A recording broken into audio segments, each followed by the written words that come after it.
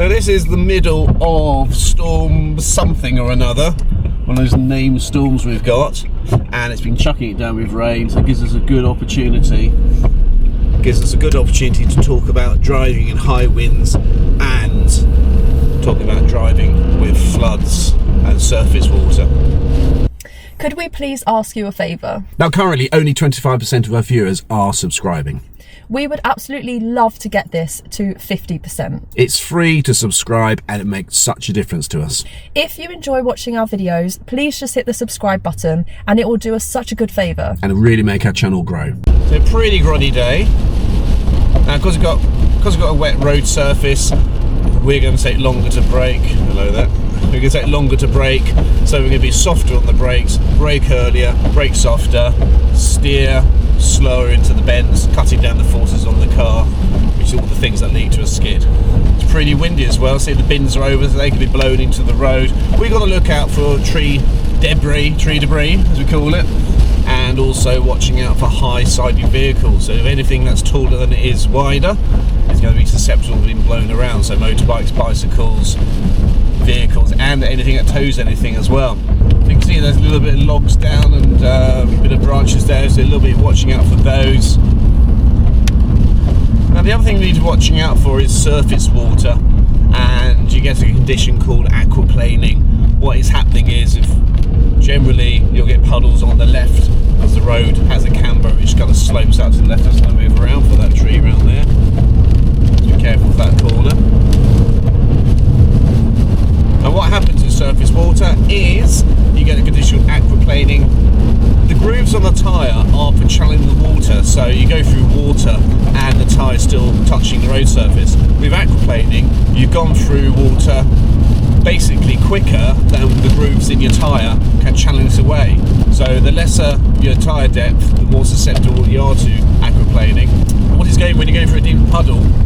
The tyre literally just lifts off the road surface, has a layer of water between it because it gets banked up, and the car will push to the left because it's only being driven from the tyre on the right hand side. So if you go through surface water like this, we just ease off and hold the steering wheel gently and just try and steer it slightly to the right to adjust for it. No sudden movements though. Again, we just see wheelie bins are blown around the place. If we come across the road, we can look out for that in the villages. We're just coming out of the village here.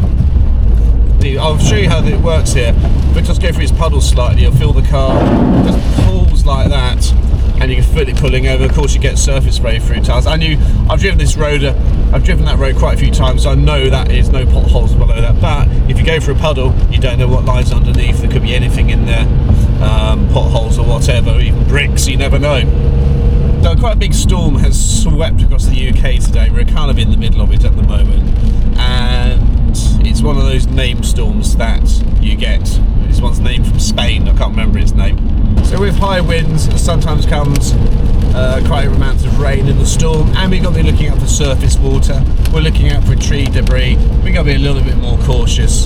So the wind is going to potentially have quite an effect on any road user that's taller than it is wider. So we're talking about cycles, motorbikes are particularly vulnerable to that, and high-sided vehicles such as lorries, coaches, and indeed anything that's towing, caravans.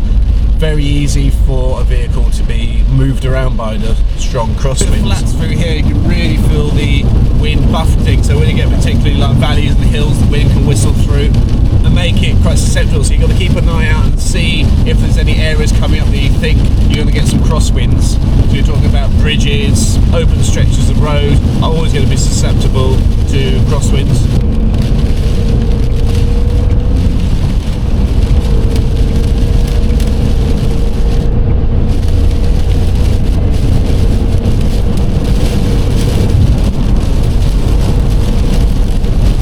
See in the rain here, particularly visibility is very poor from spray from lorries. So I'm going to put the wipers onto a faster mode there, just keep an eye there. And I'm certainly not going to sit in the blind spots today.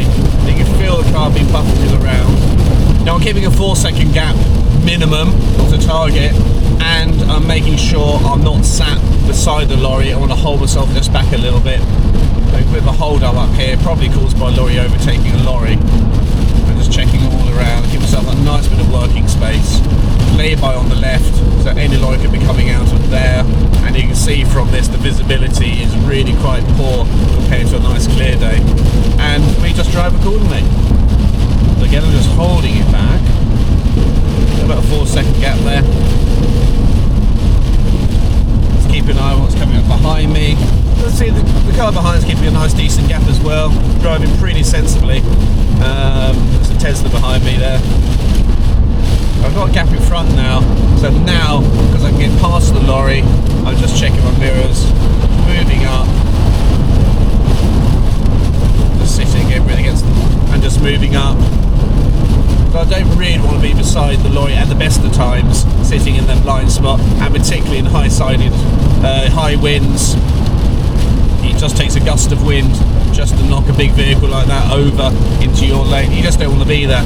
This is all about defensive driving, anticipating what could happen.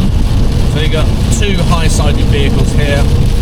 Just holding back on this one here. I can get through the first one. And I'll just move through, then just ease off.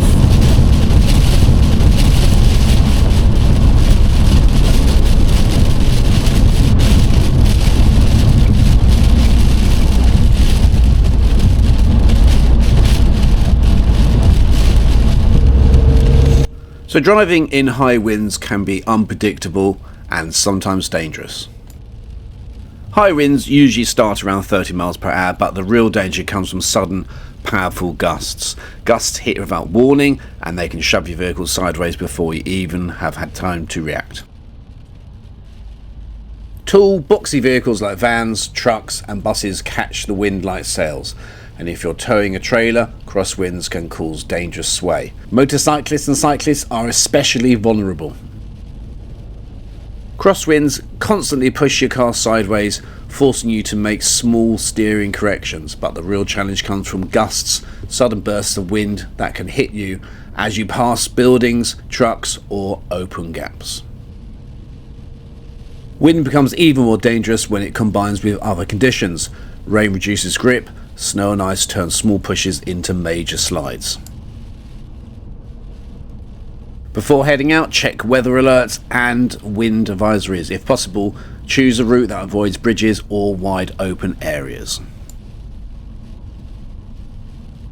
Lower speeds give you more control and more time to react. Keep a firm but relaxed grip on the wheel. Expect strong gusts when you drive through exposed areas. Increase your following distance and avoid sudden steering or braking. Bridges are high and open with little protection from crosswinds. When passing large vehicles, you may feel sheltered for a moment, then hit by a gust as soon as you pull ahead. If you're towing a trailer, remember even small gusts can cause sway, so slow down and keep control gentle. Stay calm and avoid jerking the wheel. Ease off the accelerator, don't slam the brakes. Gently steer back into your lane and continue slowing down until the car feels stable again. If the wind feels too dangerous, pull over to a safe spot.